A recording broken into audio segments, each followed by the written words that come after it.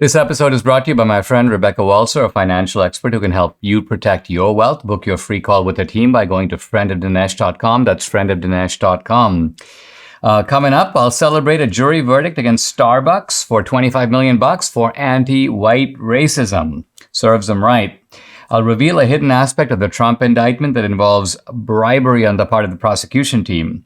And I finally located Biden's missing $10 million. Remember, where is the money? I'll also explain what makes Christianity unique among all the religions of the world. Hey, if you're watching on Rumble or listening on Apple, Google, or Spotify, please subscribe to the podcast. I'd appreciate it. This is the Dinesh D'Souza Show.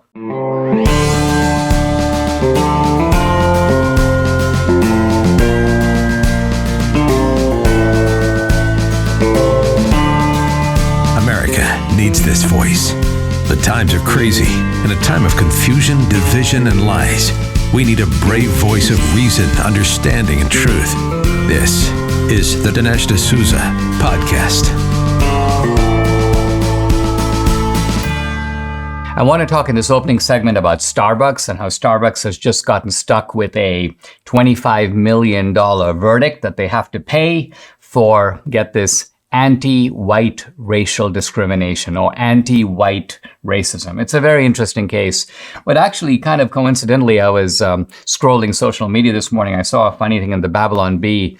Starbucks engineers very excited because they have almost come up with a coffee half as good as McDonald's. So digest that one for you. But anyway, these corporations act in horrendous ways when there is a race issue involved. And they often will go after the wrong people, and they do it solely because they are trying to look good. They're trying to prove that they are more anti-racist than the next guy. Well, in the aftermath of the George Floyd business, it turned out there were two black guys who were hanging out at Starbucks, and they were not buying anything, but they were just spending time there. And apparently, at one point, they wanted to use the Philadelphia store bathroom, and some of the employees basically said, "You are not really a customer of Starbucks. Our bathrooms are for customers, and you have to leave." These guys refused to leave, and so one of the employees called the cops. Now, of course, because of the sensitivities around George Floyd, there was a big ruckus about this, and there were some protests outside of Starbucks. And so Starbucks decided that in the aftermath of this, well, first of all, the CEO of Starbucks did some major groveling. This is a guy named Kevin Johnson. He flew to Philadelphia. He met with the two black men personally to apologize. He then also, apparently Starbucks shut down its 8,000 stores for a period of time. Why? To give them sensitivity and anti-racism training, all because of this one incident. And so then Starbucks realized, well, we got to really prove that we're really anti-racist. We need to fire somebody. And so they found a regional manager. Her name was Shannon Phillips. She's kind of an upper level executive and white. And they said, you're going to be fired because of your mishandling of the situation. Now, it is this very same Shannon Phillips who filed a lawsuit, and some very interesting details came out in the lawsuit. First of all, it came out that the Starbucks manager who called the cops was black. So Starbucks should have fired that guy, right? No, they didn't want to fire him because they figured that may make the problem worse. We're firing a black guy. We can't fire a black guy. We have to fire a white person. But there was no white person in sight. So what do? They basically find this regional manager. Now, this regional manager had nothing to do with the incident. She oversees a whole bunch of Starbucks locations across New Jersey and Pennsylvania. And so they needed an excuse to fire her. Why? Because she's not the one who called the cops. So they basically said that she had not taken action on a racial discrimination complaint that had been filed, again, not against her, but against some other guy.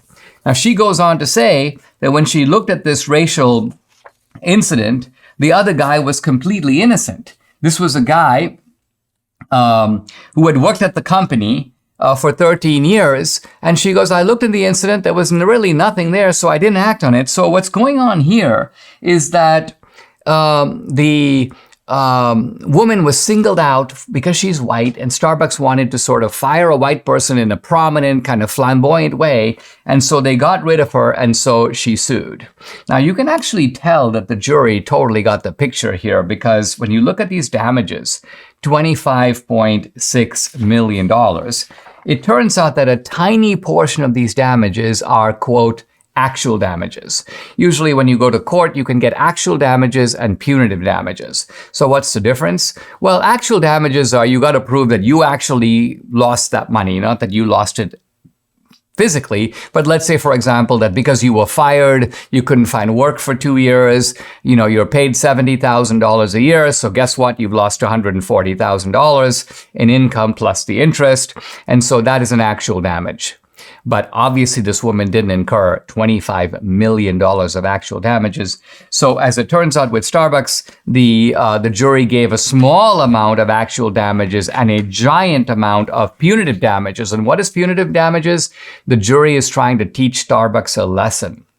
They're trying to teach Starbucks a lesson that racial discrimination, even against whites, is not okay. That this kind of double standard where, we all have to jump up and down because there's racial discrimination against blacks, but if it's racial discrimination against whites, no big deal. It's benign discrimination. It's well motivated. Starbucks is trying to prove it's anti-racism, Dinesh. Well, you can't do it that way. You can't violate the civil rights of people just because you're trying to, virtue signal, as the term goes these days. So Starbucks is absolutely horrendous in this regard. And I think this is a very important lesson to teach them. Now, I think for conservatives, we often talk about boycotting these stores, they're woke and so on. I think a really good thing is for conservatives to start a legal operation that finds these kinds of people who are victimized by these woke corporations and on a contingency basis sues them all. Because think about it, you can collect hundreds of millions, maybe billions of dollars in damages. This then funds the lawsuits because you collect a portion of that. The rest of it goes to the plaintiff, the person making the suit, and then you use that money to file more lawsuits. So if you want to bring corporate America to its knees, teach them a lesson, make them pay a severe penalty for their vicious anti-white policies and the kind of bigotry that they now habitually engage in, this is the way to do it. Debbie and I had a New Year's resolution to lose weight, and thankfully PhD Weight Loss came to the rescue. Debbie has lost 22 pounds with a couple more to go. I'm now on maintenance, having lost a whopping 27 pounds. The program is based on science and nutrition, no injections, no pills, no long hours in the gym, no severe calorie restriction, just good, sound, scientifically proven nutrition. It's so simple. They make it easy by providing 80% of your food at no additional cost. They tell you when and what to eat. And guess what? You can do this without ever being hungry. The founder, Dr. Ashley Lucas, has her PhD in chronic disease and sports nutrition. She's a registered dietitian. She helps people lose weight and, more important, maintain that weight loss for life. So are you ready? Take the step of losing weight like Debbie and I have. Call PhD Weight Loss and Nutrition. Here's the number. Write it down, 864-644-1900. You can also find them online at myphdweightloss.com. The number again, 864-644-1900. It's time.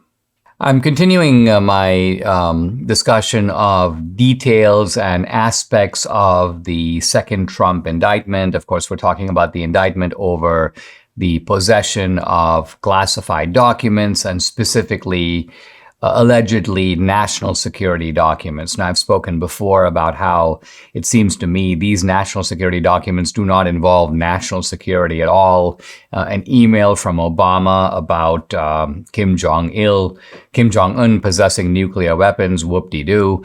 Apparently a note from Kim Jong-un himself, I don't intend to use nuclear weapons offensively. Again, that's the public position of North Korea, so nothing really all that, no revelations in that one, let's put it that way. If you get that kind of a note, it's kind of a memento. You want to frame it and put it above your toilet in the bathroom just because it's kind of funny. And when people, you can see it every day and chuckle. So in any event, where are these sensitive documents, military war plans, World War III kind of stuff? And more importantly, even if the documents existed in Trump's possession, if they're in a locked basement with Secret Service protection in Mar-a-Lago, who's getting them? Are foreign spies have access to them? Is China reading these documents? No one even alleges any of this. Well, what I want to talk about today is the other guy in the indictment who's often gets no attention. Is a guy who works for Trump. His name is Walt Nauta. And this guy is a veteran. He's apparently kind of an aide to Trump, works at Mar-a-Lago as a personal staffer. He's a Navy veteran. And this is a guy who's also facing some charges. Some of the Trump indictments apply to him. And in one case, he is charged on a count that is not even alleged against Trump. Now, the count on which Nauta is charged is called apparently lying to a federal official. And guess what the lie is? At one point, they asked him a question and he says, "I don't know." And apparently that line is his quote lie. "I don't know." Because they're claiming that he must have known, that he did know. So the lie is he did know, but he said he didn't know. And so this is what we're talking about. This is a guy who is supposedly facing prison for "I don't know." Now, what the serious twist here that we need to know about, and this is something that the media is really downplaying, and in fairness, this is something that is also under seal, is that the lawyer for this guy, Walt Nauta, claims that he was approached by Jay Bratt. Now, who's Jay Bratt? Jay Bratt is the head of counterintelligence for the DOJ. He's a Washington, D.C. guy. He is the lead prosecutor on this case. And according to Stanley Woodward, who is Walt Nauta's lawyer, Stanley Woodward says that Jay Bratt tried to bribe me into getting my client, Walt Nauta, to essentially go against Trump. Now, this is a very serious matter because if true, this would blow the whole case to smithereens. If it is the case that the chief prosecutor was trying to buy off the lawyer for one of the two men being charged in order to get him to sort of testify and go against Trump. Now, how was this bribe carried out? As sometimes the case, it was done in a somewhat subtle way. Stanley Woodward says that he met with Jay Bratt, and Jay Bratt said, "Hey, Stanley," and I'm paraphrasing here, this is not the actual language, "aren't you up for a judgeship?" And Woodward goes, "Yeah, I am." And then Jay Bratt apparently says, or suggested, that this judgeship would be blocked unless he forced his client to testify against Trump. Let's remember that the DOJ is desperate here. One of the easy ways you get to make your case is to find somebody close to Trump who will basically say, "Well, yeah, Trump did this and Trump did that, and I know that for a fact because I'm working with him."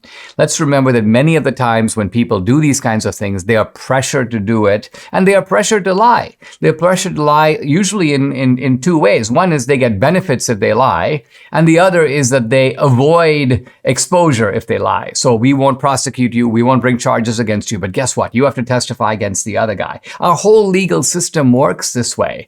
And anyone who's close to it, and quite honestly, I wasn't close to it until I had my own case against the Obama administration, you don't realize how deeply corrupt all of this is.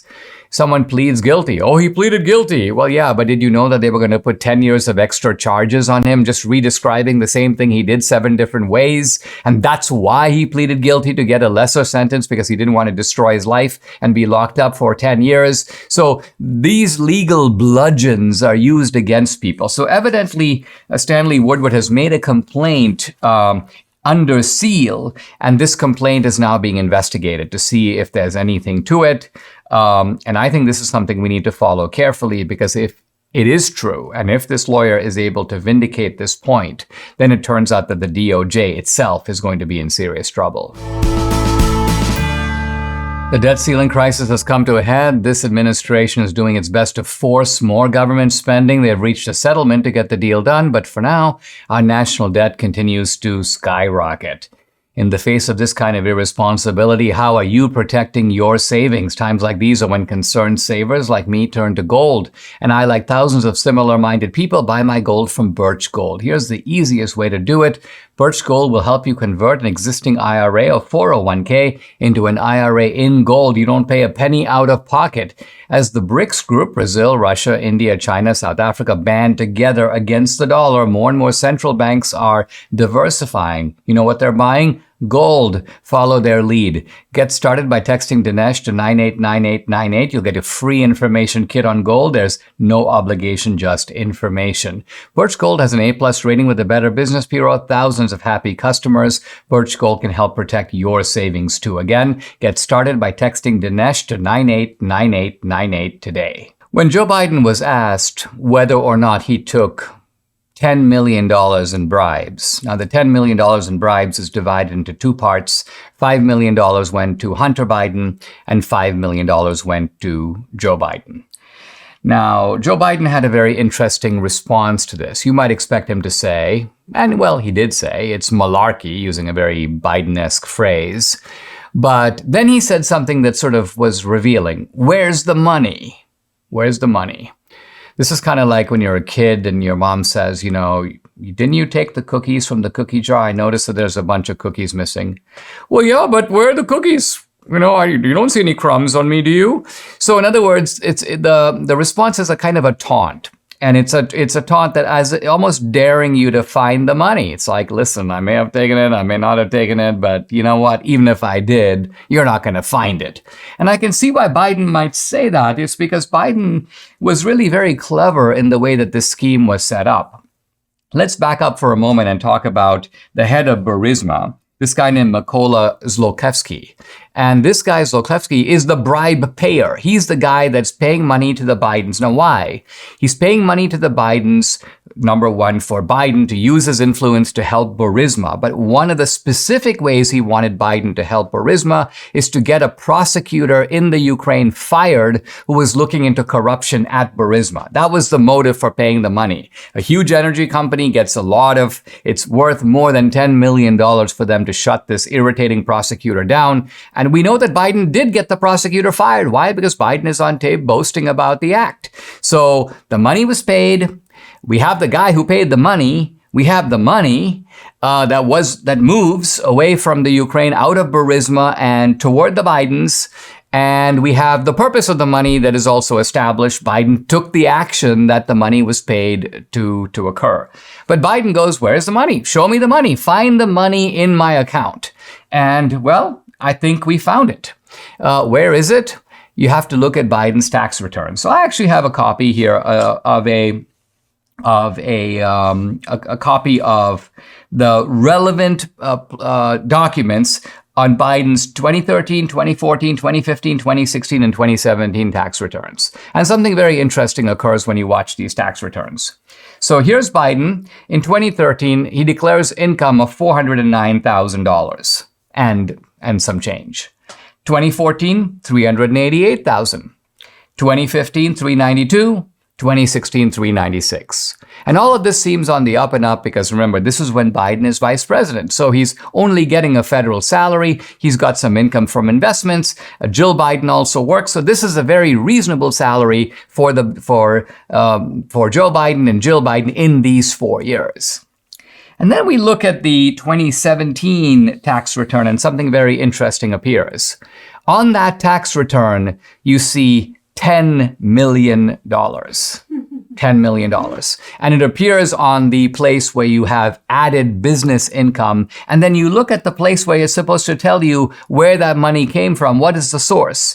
And that is blank. No source is given. At the top of the page, you see some holding companies, so-called shell companies. So a shell company is an LLC, a limited liability corporation. You set up a shell company to hide the fact that the money is coming from Burisma. So what it is Burisma pays A pays B pays C pays you. And then on your tax return, you just list C. And so the IRS auditor looking at it, for example, goes, oh yeah, okay, well, some American corporation pays the guy some money, not realizing that this corporation doesn't do any work. This corporation is just a pass-through. It exists to hide the fact that the money is coming from Burisma in Ukraine. Now, USA Today did an article on Biden's taxes several years ago. I don't think they knew anything about Burisma, anything about the bribes. And they were themselves puzzled a little bit about this $10 million. And so they casually speculated, and I want to emphasize this is pure speculation, that Joe Biden must have made the money either through speech income or through sales of his book. And then there was also a Jill Biden book. Now, first of all, Joe Biden did not go on the speaking tour after he left the vice presidency. Frankly, who would even want to hear from Joe Biden at that point? Remember, Trump was president, so Joe Biden had absolutely nothing to offer. And Joe Biden's book sales nowhere approximate $10 million. And so here's Nancy Mace Republican of South Carolina. She goes, if he's serious about proving our allegations wrong, he should release his and his family's unredacted bank records and show the American people where all this money is coming from. Now, I mean, it can't miss our attention that the bribe, and we know this amount from the FBI whistleblower who's referring to the head of Burisma, Zolkevsky, is exactly $10 million.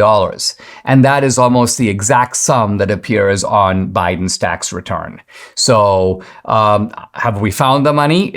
I'm not saying that we have for sure, but what I am saying is that that is a very suspicious number. That's the number we're looking for. And guess what? The very year that Biden leaves the White House, boom, the number pops up on his return. So this is something that the House needs to pay very careful attention to and go beyond what's Biden's side of the story to let's get Biden's actual bank records. Let's look at where these checks came from, get the deposit slips, drill down into it, and see if you can get the goods on the crook in chief sitting in the White House.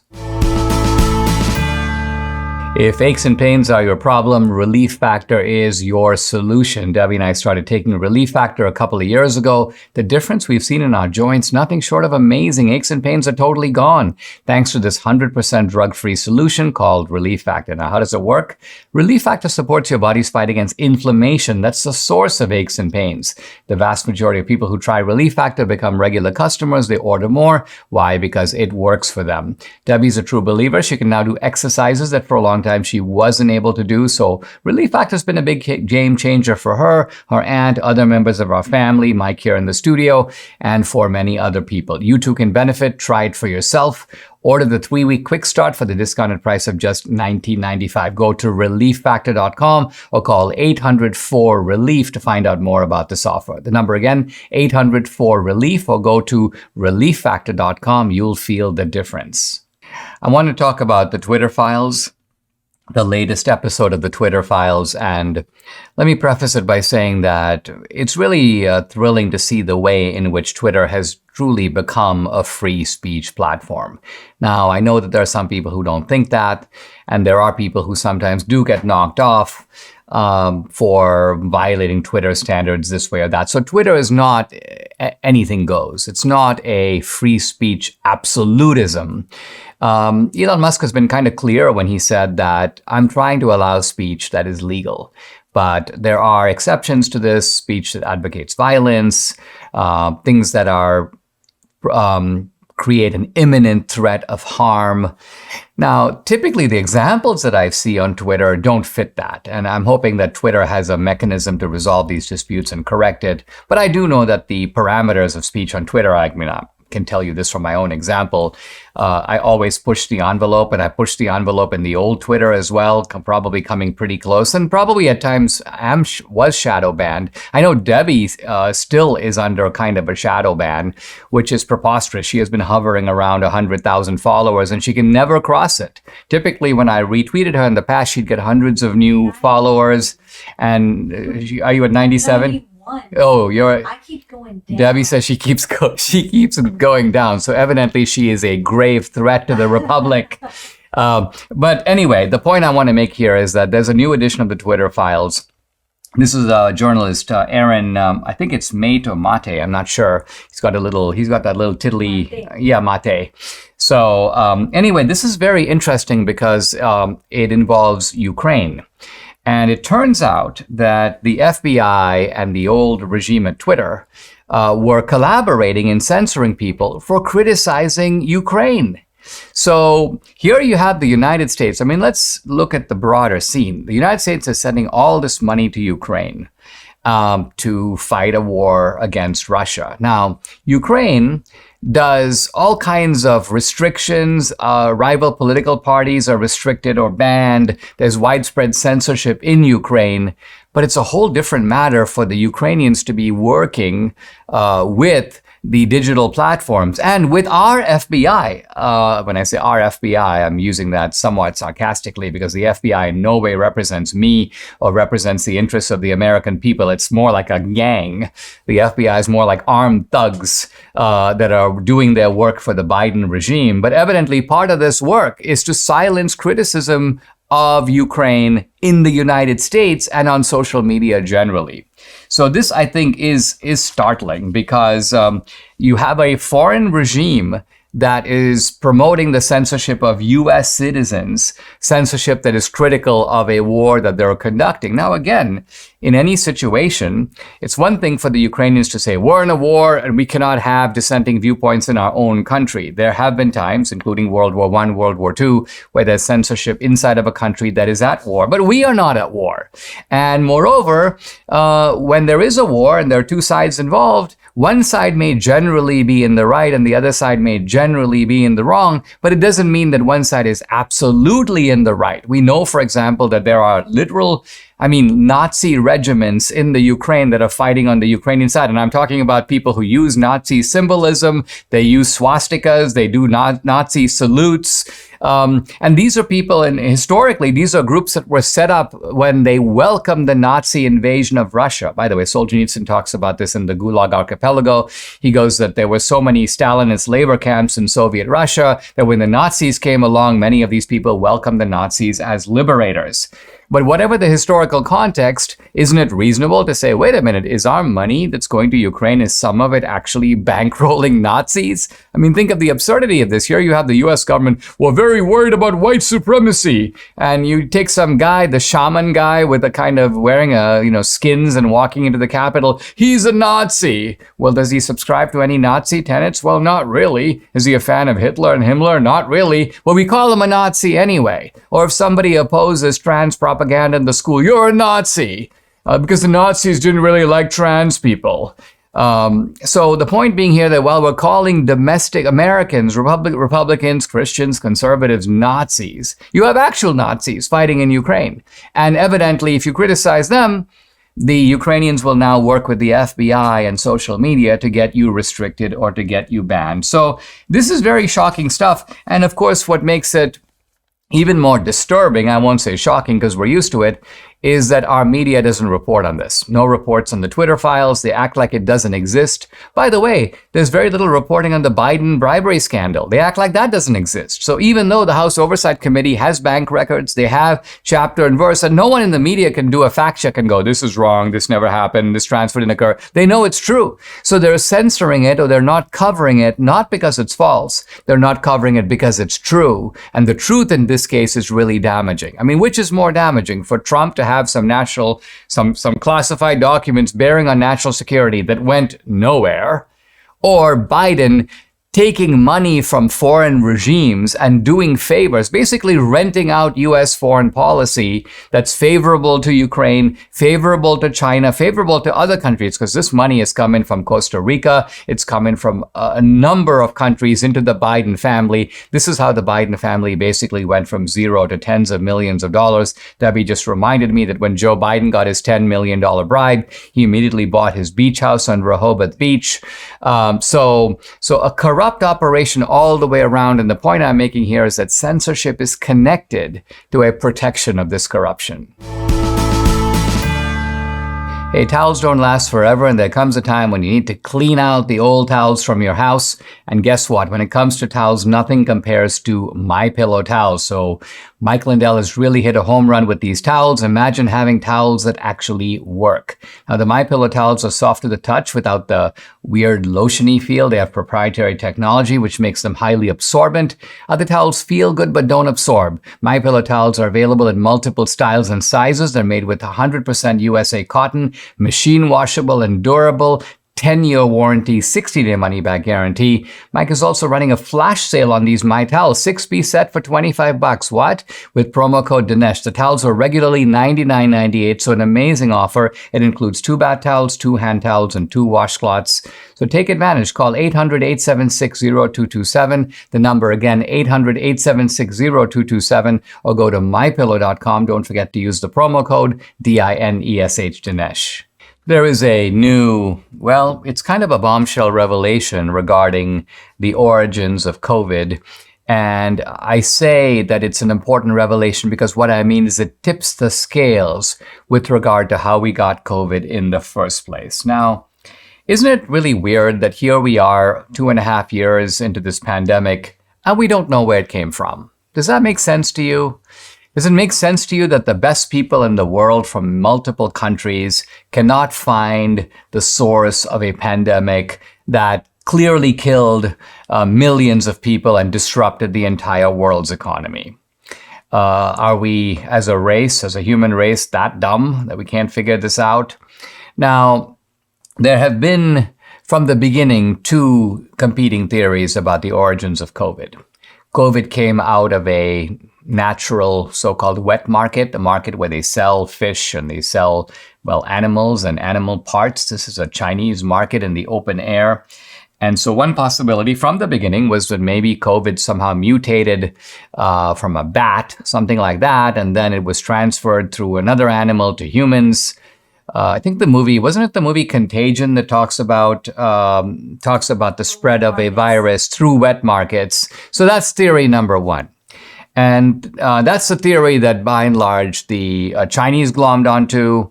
The Chinese initially basically said, we had nothing to do with COVID. Someone brought it in from another country. Then they gave up on that, and they're like, well, no, it's coming from wet markets. In other words, it's not coming from, well, this is the other theory, the Wuhan lab. So guess what? You've got COVID. It begins in Wuhan, and in Wuhan there is a massive set of laboratories, biolabs, that do this so-called gain-of-function research, which is to say that they take viruses and they soup them up and they play around with them, trying to make them more contagious and more lethal. Now, the pretext for doing this is to study these viruses so we can understand them better, so we can come up with better remedies in case the virus got out. But guess what? Wouldn't it be ironic that the very people playing with these viruses, they're the ones that let it out? So which of these two theories is correct? Now, if you talked about the origins of COVID coming from a lab, you talked about a lab leak, YouTube would censor you. Facebook would censor you. So these platforms, disgracefully, and I think to their this should really hurt their reputation, were suppressing legitimate debate about the origins of COVID. And they were doing it, why? By and large, because people like Fauci were telling them to. Fauci was basically saying, I think it came from a wet market. Of course, Fauci had no basis for saying that. And Fauci knew at the time that the US government was giving money to labs, including the EcoHealth Alliance in North Carolina, and the EcoHealth Alliance was partnered with the Wuhan lab in Wuhan, China. So in other words, Fauci had a strong incentive to make this seem like it came from a natural source and not from the Wuhan lab, because if it came from the Wuhan lab, the question immediately arises, did the US government and the US taxpayer have a role in bankrolling this gain-of-function research that eventually got out and basically caused all this havoc? Now, as we think about which of these two theories is right, it turns out that there's a startling new piece of evidence. The first 3 people in the world that we know that got COVID worked, well, at the Wuhan lab. And this has not been known until now. It turns out that there is an important study, and the study is reported on by Michael Schellenberger, Matt Taibbi, and Alex Gutentag on their Substack. And they have the names of the first 3 guys who got COVID. Their names are Ben Hu, Yu Ping, and Yan Zhu. And who are these guys? They are all researchers in the Wuhan lab. Now, what makes all of this even more interesting is that there is actually a video 2 years before the pandemic of Ben Hu, one of these guys, and he is handling specimens, and it's a video of the guy, and he's hunting for these bat viruses, and he's wearing no protective gear. Now, the reason this is significant is that if this guy thought, and this guy's one of the supposedly leading gain-of-function guys in China, he is the star pupil of a woman who is sometimes called Bat Lady. Bat Lady is a woman who has been the pioneer of this gain-of-function research in China. I'm trying to find the name of Bat Lady, but it actually doesn't really matter. This guy, Ben Hu, is looking for specimens. Now, if he thought I could catch these deadly diseases from the natural wet market, or I could catch them from these sites in the caves where I'm looking, he would have had all this protective gear. But he didn't think that. He wasn't worried about that. He knew that the research for gain of function was going on in the lab. And so it's in the lab that he wears protective gear, because that's where the danger lies. That's the significance of this video. Now, Yes, Xi Zhengli. That is the name of Chinese bat lady. And apparently Ben Hu is her sort of number two guy. So he was her star pupil, and this was a guy quite clearly working on gain-of-function research. Now, what's really interesting about all this information has all been suppressed by the US government, no less than China. And what makes this really interesting is we know why the Chinese would want to suppress it. They don't want to make it seem like their guys who were working on gain of function got it, and then it got out of that lab. But why would the United States, which is at the receiving end of this pandemic, why would the United States, which has had so many victims of this pandemic, not want to know? And so this remains an important unanswered. Is it because we were colluding with them to do this research? Is it that Joe Biden has been bought off by China and he's basically a paid asset that the Chinese have funded and bankrolled, and so he's not going to do anything that's damaging to China? Is it that the World Health Organization doesn't want us to know because it too is beholden to China? So I don't want to speculate on the reasons why, but I'm simply telling you that this information is apparently known to the US government, known to US officials, but it hasn't come out until now. Guys, I'd like to invite you to check out my Locals channel. I post a lot of exclusive content there, including content that is censored on other social media platforms. On Locals, you get Dinesh Unchained, Dinesh Uncensored. You can also interact with me directly. I do a weekly live Q&A every Tuesday. No topic is off limits. I've also uploaded some very cool films to Locals, both documentaries and feature films, my films, and also films by other independent producers. 2000 Mules is up there, and I'm doing a new film this year. I'll be giving you the inside scoop on Locals, and if you're an annual subscriber, you can stream and watch all these films for free. So check out my channel. It's at dinesh.locals.com. I'd love to have you along for this great ride. Again, it's dinesh.locals.com. I'm continuing my discussion of Christian apologetics, focusing on a chapter in my book, What's So Great About Christianity? And the chapter is called Jesus Among Other Gods, the Uniqueness of Christianity. And before we discuss what makes Christianity unique, it's worth thinking about the simple question of, are the major religions of the world kind of the same? Now, years ago, I remember reading, this was from the Muslim writer Syed Hossein Nasser, and he actually gave a beautiful analogy. He said that we can think of ourselves as people who are living at the bottom of a huge mountain, and there are all these streams coming down the mountain, and these streams represent, if you will, the different major revelations. So the revelation to the Jews, the revelation to the Christians, the revelation to Muhammad, the Islamic revelations, and so on. And he goes, well, listen, none of us can actually see to the top of the mountain. So we don't know if God is this or God is that. All we see are the streams that are coming down. We see the water at the bottom of the mountain. And we're trying to trace our way to see which of these streams goes all the way to the top, which of these streams reflects, if you will, the true essence and will of God. And he goes, let's remember that these streams, even though they differ somewhat, are nevertheless coming from the same source. So here is an Orthodox Muslim making the argument, not that religions are the same, but that human beings are not in a good position to know which one is right. Now, as I mentioned yesterday, the great religions of the world, why they disagree about theology. Is Jesus the Son of God? Yes or no? They agree about much of morality. If you look at the Ten Commandments, for example, you'll find that some version of it, and some version also of the Golden Rule, do unto others as you'd have them do unto you, you're going to find this in Hinduism and Buddhism, in Islam, Judaism, Christianity, and so on. But all this being said, I also want to emphasize that there are important differences between religions. And you can see this sometimes even in the way that religions use the same word. So let's look at a word like martyr. Martyr has a very different meaning in Christianity than it does in Islam, even though both the Muslims and the Christians use the same word, martyr. Literally, martyr means witness. But what kind of a witness? Well, by and large in Christianity, you're a martyr if you sacrifice your life for Christ or for God. You give up your life voluntarily, sacrificially, if you will, in some ways mirroring Christ's own sacrifice. That makes you a martyr.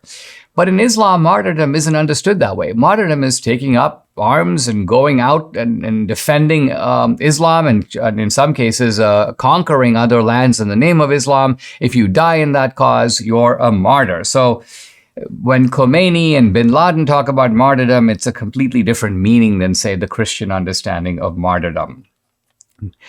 I remember reading a book years ago by Houston Smith. It was an analysis of the great religions of the world, and he listed some crucial differences among these religions, which is worth noting. He says, for example, Buddhism, very interesting. It has an ethical philosophy. It has a sort of a deep understanding of the fact that there is a world behind the world.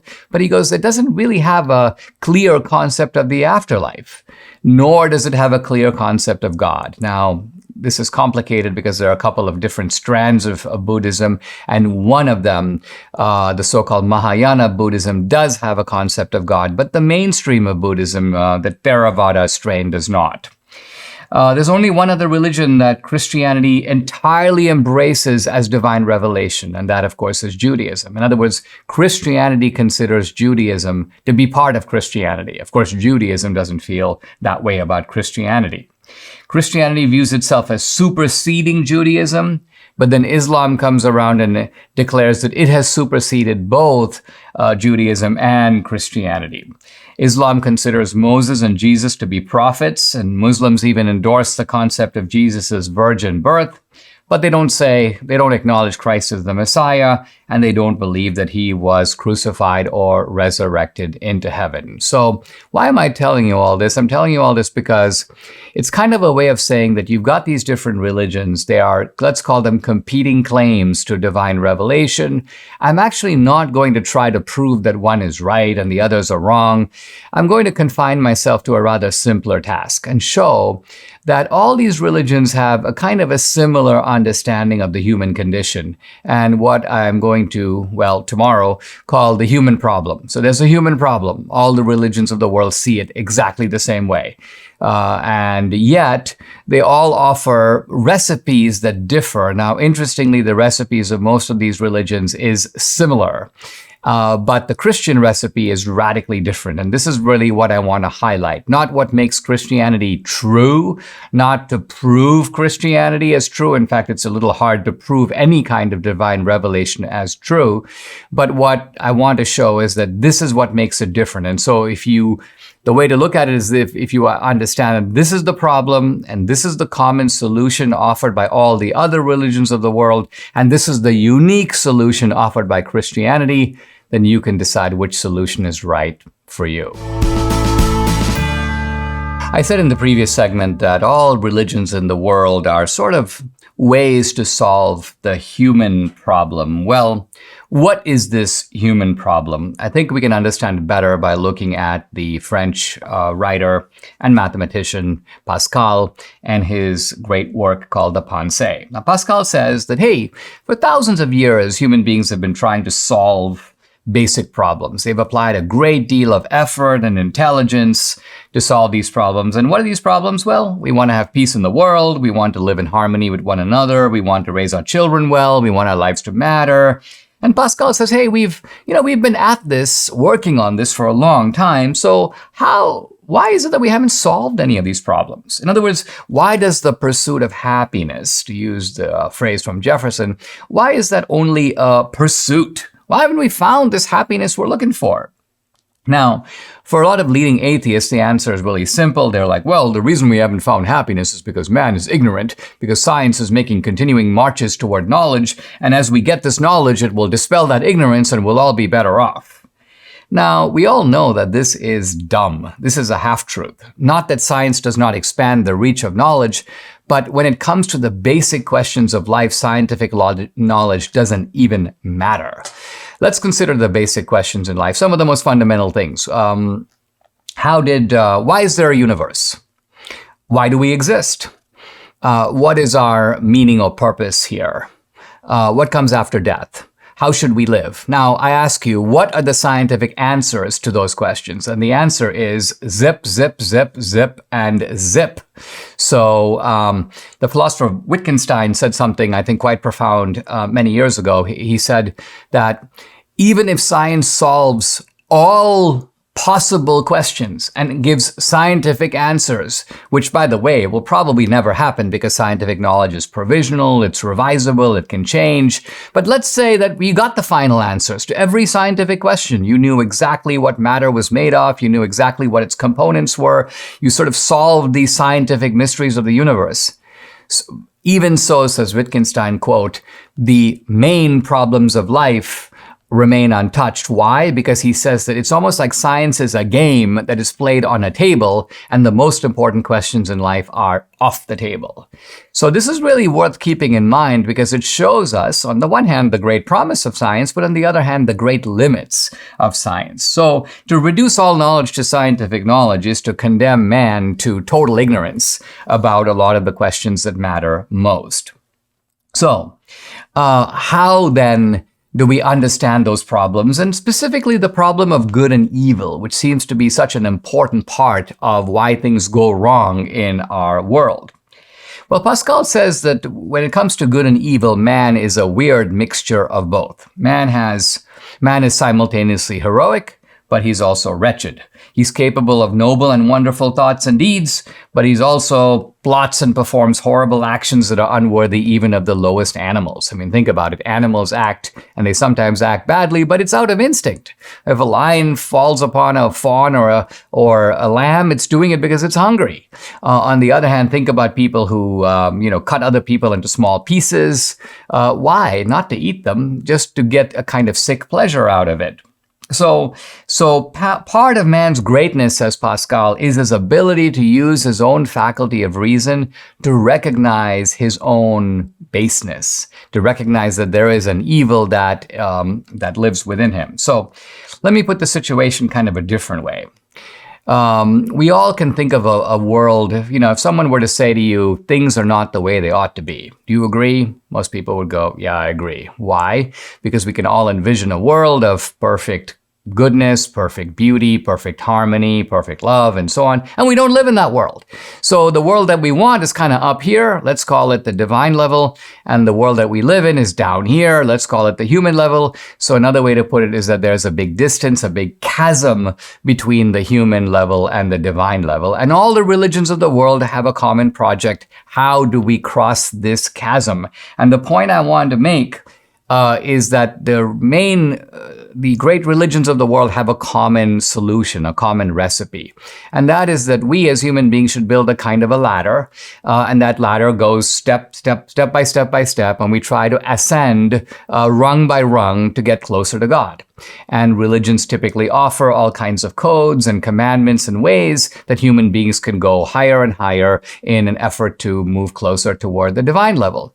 And Christianity, I want to say, is unique because it inverts this. Christianity basically says that you can go up this ladder, but it's not really going to matter. You might get to level 6, another guy's at level 3, another guy's at level 9, but so what? The distance between God and man is so great that you're never going to be able to get very far anyway. And so if this chasm is to be crossed, maybe it can't be crossed, but if it is crossed, basically God has to reach down. God has to build a ladder and come down to earth. God has to send an ambassador or someone in his stead, and that bridges the chasm between man and God. So when I take this up tomorrow, I'll go into this in a little more detail, but the idea is that from the Christian point of view, other religions are attempting an impossible project of man ascending to God, which is not possible. Christianity, in a sense, solves the problem from the other side. God descends or condescends, reaches down to man through the person of Jesus, and this is how the chasm between the way things ought to be and the way things are is finally breached.